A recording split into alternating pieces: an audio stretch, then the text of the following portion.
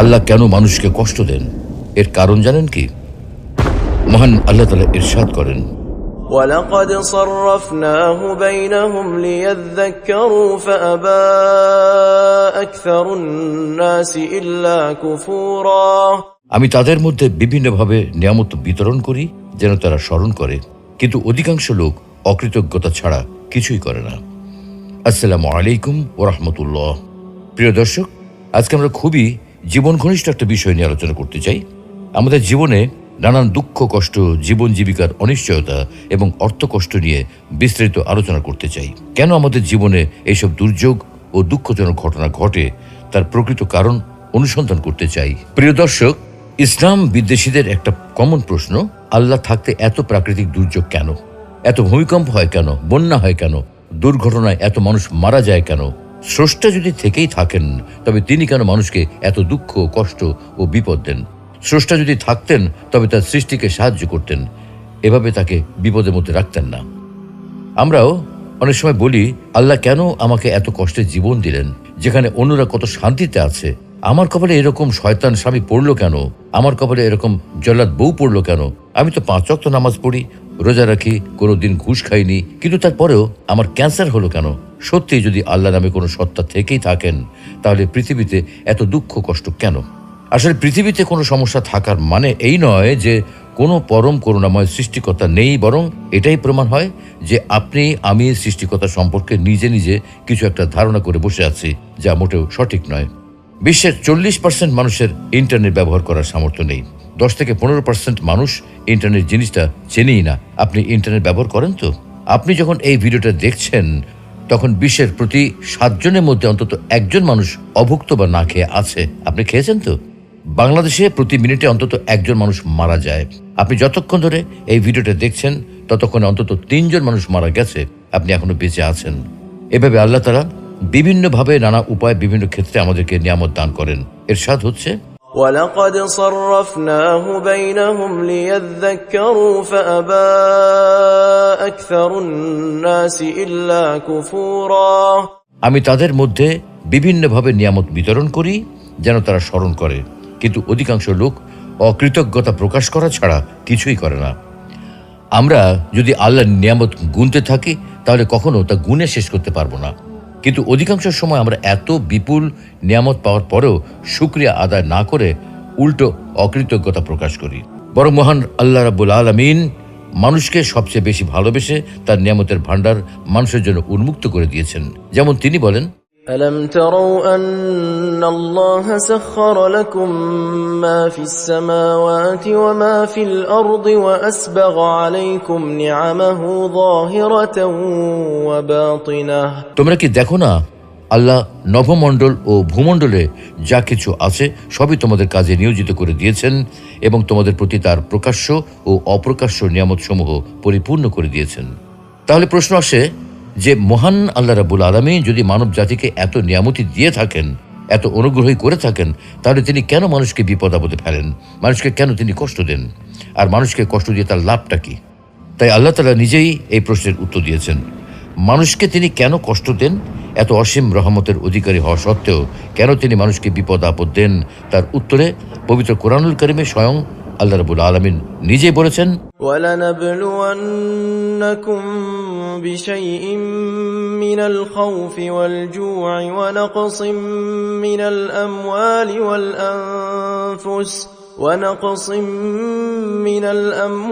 وَالْأَنفُسِ وَالثَّمَرَاتِ وَبَشِّرِ الصَّابِرِينَ। অবশ্যই আমি তোমাদেরকে পরীক্ষা করব কিছুটা ভয়, ক্ষুধা, মাল ও জানের ক্ষতি এবং ফল ফসল বিনষ্টের মাধ্যমে, তবে ধৈর্য ধারণকারীদের সুসংবাদ দাও। তার মানে আল্লাহ তাআলা আমাদেরকে পরীক্ষা করবেন, আমাদেরকে পরীক্ষা করার জন্যই দুঃখ কষ্ট দিয়ে থাকেন। এটাই তার সংবিধান, এটাই তার নিয়ম। এই নিয়ম শুধু আমাদের ক্ষেত্রে প্রযোজ্য নয়, বরং পূর্ববর্তী উম্মতদের ক্ষেত্রেও তিনি এমনটাই করেছেন। ক্ষুধা, কষ্ট, ক্ষতি, বিপদ আপদ ও বালা মুসিবতের মাধ্যমে তাদেরকেও পরীক্ষা করেছেন। পবিত্র কোরআনে আল্লাহ বলেছেন, وَلَقَدْ فَتَنَّا الَّذِينَ مِن قَبْلِهِمْ فَلَيَعْلَمَنَّ الله الذين صدقوا وليعلمن الكاذبين আমি তাদেরকেও পরীক্ষা করেছি যারা তাদের পূর্বে ছিল। আল্লাহ অবশ্যই জেনে নেবেন যারা সত্যবাদী, এবং নিশ্চয়ই তিনি মিথ্যুকদের ব্যাপারেও জেনে নেবেন। প্রিয় দর্শক, এতক্ষণের আলোচনা থেকে আল কোরআনের ভাষায় বলা যায়, নিশ্চয়ই আল্লাহ তাআলা আমাদের ঈমান পরীক্ষা করার জন্যই বিভিন্ন সময় আমাদেরকে বিপদ আপদ দিয়ে থাকেন। তাফসীর ইবনে কাসিরে সূরা বাকারার 155 নম্বর আয়াত এর ব্যাখ্যা করা হয়েছে এইভাবে যে নিশ্চয়ই আমি তোমাদেরকে ভয় ও ক্ষুধা এবং ধন সম্পদ, জীবন ও ফল ফসলের ক্ষয়ক্ষতি দ্বারা পরীক্ষা করব, তবে ধৈর্যশীলদের সুসংবাদ প্রদান করো। অর্থাৎ এই আয়াতের মাধ্যমে আল্লাহ তাআলা ঘোষণা করেছেন যে তিনি অবশ্যই বিপদ আপদের মাধ্যমে নিজ বান্দাদের পরীক্ষা করেন।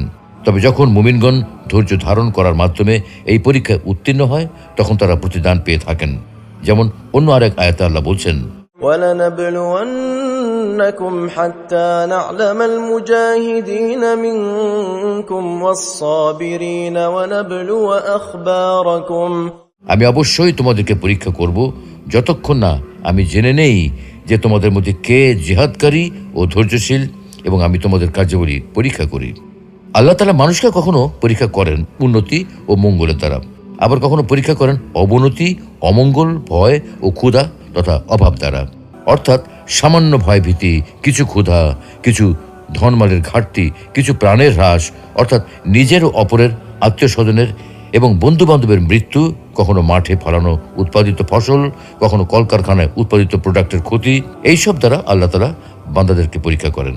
কিন্তু যারা এতে ধৈর্য ধারণ করেন তাদেরকে তিনি উত্তম প্রতিদান দান করেন। আর অসহিষ্ণু, অধৈর্য, তাড়াহুড়াকারী এবং নৈরাশ্যবাদীদের উপর শাস্তি অবতীর্ণ করেন। আর এজন্যই তিনি বলেন, আর ধৈর্যশীলদের সুসংবাদ প্রদান করো। কোন কোন মুফাসসির বলেন, এই আয়াতে ভয় দ্বারা মহান আল্লাহর ভয় এবং ক্ষুধা দ্বারা সাওম উদ্দেশ্য, আর কিছু ধন সম্পদের ঘাটতি দ্বারা যাকাত উদ্দেশ্য, কিছু প্রাণের হ্রাস দ্বারা রোগ ও দুর্ঘটনায় মৃত্যু উদ্দেশ্য, এবং ফল ফসলের ক্ষয়ক্ষতি দ্বারা সন্তান সন্ততির ক্ষতির উদ্দেশ্য। এইসব উক্তির বিষয়ে আমাদের হয়তো আরও গবেষণা করা প্রয়োজন। কিন্তু একটা বিষয় খুবই পরিষ্কার, পরীক্ষা করা ব্যতীত এবং পরীক্ষা পাশ হওয়া ব্যতীত আল্লাহ তাআলা সাধারণত কাউকে কোনো পুরস্কার দান করেন না। বিপদ আপদে আল্লাহর উপর নির্ভরশীলতার উপকারিতা। সুপ্রিয় দর্শক, উপরের আয়াতের ব্যাখ্যা বিশ্লেষণে আমরা দেখেছি যে আল্লাহ তাআলা ধৈর্যশীলদের পুরস্কার দান করেন। এখন কথা হলো, ধৈর্যশীল কারা? ধৈর্যশীলদের পরিচয় বর্ণনা করে আল্লাহ নিজেই ঘোষণা দিচ্ছেন যে এই সব লোক তারাই যারা সংকট, সংকীর্ণতা ও বিপদ আপদের সময় ইন্না লিল্লাহ পড়ে এবং একথার দ্বারা নিজেদের মনকে সান্ত্বনা দেয় যে সেটা করার অধিকার আল্লাহর আছে। তখন বান্দার এই উক্তি ও মনোভাবের কারণে তার উপর আল্লাহর রহমত, দয়া ও অনুগ্রহ অবতীর্ণ হয়। সে শাস্তি হতে মুক্তি লাভ করে এবং সুপথ প্রাপ্ত হয়। আমিরুল মুমিনিন ওমর ইবনে খাত্তাব রাদিয়াল্লাহু তাআলা আনহু বলেন, সম্মান অর্জনের জন্য দুটি জিনিসের প্রয়োজন, একটি হলো সালাত আর একটি হলো রহমত। কিন্তু এই দুটির একটি মধ্যবর্তী জিনিস রয়েছে, আর সেটা হলো হিদায়াত। এগুলি ধৈর্যশীলরা লাভ করে থাকেন। হাদিসের বিখ্যাত গ্রন্থ মুসনাদ আহমদে রয়েছে, উম্মু সালামা রাদিয়াল্লাহু তাআলা আনহা বলেন, একবার আমার স্বামী আবু সালামা রাদিয়াল্লাহু তাআলা আনহু রাসূলুল্লাহ সাল্লাল্লাহু আলাইহি ওয়াসাল্লামের কাছ থেকে ফিরে আমার নিকট আসেন এবং অত্যন্ত খুশি মনে বলেন, আজ আমি এমন একটা হাদিস শুনেছি যা শুনে আমি খুবই খুশি হয়েছি। যখন কোনো মুসলিমের উপর কোনো কষ্ট ও বিপদ পৌঁছে এবং সে ইন্না লিল্লাহ পড়ে ও এই দোয়া পাঠ করে, তখন আল্লাহ তাকে অবশ্যই বিনিময় ও প্রতিদান দিয়ে থাকেন। اللهم آجرني في مصيبتي واخلف لي خيرا منها। হে আল্লাহ, আমাকে মুসিবতের সময় ধৈর্য ধরার শক্তি দান করুন এবং এর পরিবর্তে উত্তম প্রতিদান দান করুন। উম্মু সালামা রাদিয়াল্লাহু তাআলা আনহা বলেন, আমি এই দোয়াটি মুখস্থ করে নেই। অতঃপর আবু সালামা রাদিয়াল্লাহু তাআলা আনহার ইন্তেকাল হলে আমি পাঠ করি, ইন্না লিল্লাহি ওয়া ইন্না ইলাইহি রাজিউন, এবং এই দোয়াটি পড়ে নেই। কিন্তু আমার ধারণা হয় আবু সালামা রাদিয়াল্লাহু তাআলা আনহার চেয়ে ভালো স্বামী আমি আর কাকে পাবো। কিন্তু বাস্তবতা হচ্ছে, আমার ইদ্দত শেষ হওয়ার পর রাসূলুল্লাহ সাল্লাল্লাহু আলাইহি ওয়াসাল্লাম আমাকে বিয়ে করার ইচ্ছা প্রকাশ করেন। প্রস্তাব পেয়ে আমি বললাম, এটা তো আমার জন্য বড়ই সৌভাগ্যের ব্যাপার, কিন্তু আমার কিছু সমস্যা আছে। প্রথমত, আমি একজন অভিমানী নারী, না জানি এর কারণে কখন আমি আপনার অপছন্দের কোনো কাজ করে ফেলি, না জানি এ কারণে আল্লাহর নিকট আমার শাস্তি হয় নাকি। দ্বিতীয়ত, আমি একজন বয়স্কা নারী। তৃতীয়ত, আমার প্রাক্তন স্বামীর ঘরে ছেলে মেয়ে রয়েছে। তখন রাসূলুল্লাহ সাল্লাল্লাহু আলাইহি ওয়াসাল্লাম বলেন, দেখো, মহান আল্লাহ তোমার অভিমান দূর করে দেবেন, আর আমার বয়সও তো কম নয়, এবং তোমার ছেলে মেয়েও যেন আমারই ছেলে মেয়ে। আমি এই কথা শুনে বললাম, হে মহান আল্লাহ রাসূল, তাহলে আমার কোনো আপত্তি নেই। অতঃপর মহান আল্লাহর নবীর সাথে আমার বিয়ে হয়ে যায়, এবং মহান আল্লাহ সেই দোয়ার বরকতে আমার পূর্ব স্বামীর চেয়ে উত্তম স্বামী অর্থাৎ রাসূলুল্লাহ সাল্লাল্লাহু আলাইহি ওয়াসাল্লামকে দান করেন। আবু সিনান রহমতুল্লাহ আলাইহি থেকে বর্ণিত, তিনি বলেন, আমার ছেলে সিনানকে আমি দাফন করলাম। কবরের কিনারায় আবু তালহা আল খাওলানি রহমতুল্লাহ আলাইহি বসা অবস্থায় ছিলেন। কবর হতে আমি যখন উঠে আসতে চাইলাম, তখন আমার হাত ধরে তিনি বললেন, হে আবু সিনান, আমি কি তোমাকে একটা সুসংবাদ দেব না? আমি বললাম, অবশ্যই দিন। তিনি বললেন, রাসূলুল্লাহ সাল্লাল্লাহু আলাইহি ওয়াসাল্লাম বলেছেন, কোন বান্দার কোন সন্তান মারা গেলে আল্লাহ তাআলা ফেরেশতাদের প্রশ্ন করেন, তোমরা কি আমার বান্দার সন্তানকে ছিনিয়ে আনলে? তারা বলে, হ্যাঁ। পুনরায় আল্লাহ তাআলা প্রশ্ন করেন, তোমরা কি তার হৃদয়ের টুকরাকে ছিনিয়ে আনলে? তারা বলে, হ্যাঁ। পুনরায় তিনি প্রশ্ন করেন, তখন আমার বান্দা কি বলেছে? তারা বলে, সে আপনার প্রশংসা করেছে এবং ইন্না লিল্লাহি ওয়া ইন্না ইলাইহি রাজিউন পাঠ করেছে। এটা শুনে আল্লাহ তাআলা বলেন, জান্নাতের মধ্যে আমার এই বান্দার জন্য একটি ঘর তৈরি করো এবং তার নাম রাখো বাইতুল হামদ, প্রশংসালয় বা প্রশংসার ঘর। কারণ এই ঘরের অধিবাসী বান্দা বিপদে পড়ার পরেও আমার উপর ভরসা রেখেছে এবং আমার প্রশংসা করেছে। প্রিয় দর্শক, এতক্ষণ ধরে আমরা যে সকল আয়াত ও হাদিস উল্লেখ করেছি, সেগুলো থেকে সুস্পষ্টভাবে বোঝা যায় যে আল্লাহ তাআলা আমাদেরকে পরীক্ষা করবেন বিভিন্ন বিপদ, দুঃখ, কষ্ট, ক্ষতি ইত্যাদি দিয়ে। আমাদের পূর্বে যেসব মানুষ ছিল, যেসব উম্মত এসেছিল, তাদের সবাইকেই আল্লাহ তাআলা কোনো না কোনোভাবে পরীক্ষা করেছেন। আমাদেরকেও তিনি কোনো না কোনোভাবে পরীক্ষা করবেন। আমাদেরকে সেই পরীক্ষায় উত্তীর্ণ হতে হবে। এই পরীক্ষার মাধ্যমে বের হয়ে আসবে কারা ধৈর্যশীল, কারা তার উপর ভরসাকারী, আর কারা তার প্রতি অকৃতজ্ঞ ও হতাশাবাদী। আমরা যদি এই পরীক্ষায় উত্তীর্ণ হতে পারি, তবে পুরস্কার হিসেবে রয়েছে জান্নাত, আর না হতে পারলে জাহান্নাম। তাই আমাদেরকে ধৈর্যশীল হতে হবে, কারণ আল্লাহ আগেই আমাদেরকে জানিয়ে দিয়েছেন তিনি আমাদেরকে পরীক্ষা করবেন বিপদ আপদ, দুঃখ, কষ্ট ইত্যাদির মাধ্যমে। যেহেতু আমাদেরকে আগে পরীক্ষা করার কথা জানিয়ে দেওয়া হয়েছে, তাই আমাদেরকে সেই পরীক্ষাতে উত্তীর্ণ হতেই হবে। আপনি আল্লাহর নেওয়া এই পরীক্ষায় সফল না হতে পারলে শাস্তি হিসেবে রয়েছে জাহান্নাম। আপনি এই পরীক্ষায় উত্তীর্ণ না হয়ে যদি জাহান্নামে যান, তবে এই জাহান্নামে যাওয়ার জন্য আপনি নিজেই দায়ী থাকবেন। কোনোভাবেই আপনি আল্লাহকে দোষারোপ করতে পারবেন না, কারণ আল্লাহ আপনাকে কোরআনের মাধ্যমে আগেই জানিয়ে দিয়েছেন তিনি আপনাকে পরীক্ষা করবেনই।